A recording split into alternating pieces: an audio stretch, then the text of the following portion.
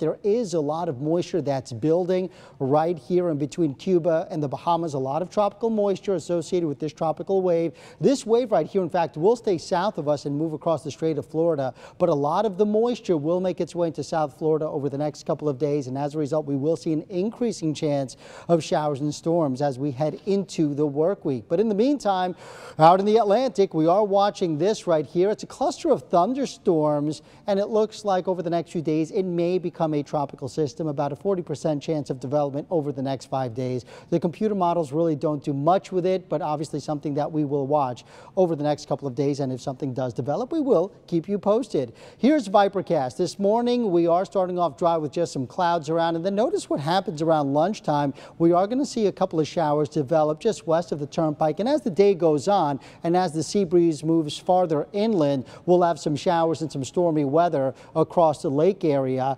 So that's where the best chance of showers and storms will be later today. Can't rule out a couple of spotty showers along the coast, but I think the most active weather will be back off towards the lake. And then as we head towards the evening hours, all is quiet. It looks like a delightful evening to go out and grab a bite to eat. Otherwise, today it's going to be quite warm. Temperatures right around 90 degrees, feeling warmer with the heat and with the humidity. Overnight tonight, temperatures mid-70s for the Treasure Coast, upper 70s to near 80 into the Palm Beaches. And there's the extended forecast. So over the next couple of days, temperatures around 90, 91 degrees. We will see a better chance of showers and storms as we head into the work week, as we get that extra moisture, plus the steering winds will keep the thunderstorms closer to the coast. So do not forget your umbrellas when you step on out tomorrow morning when you head to work, because we could see some locally heavy rain.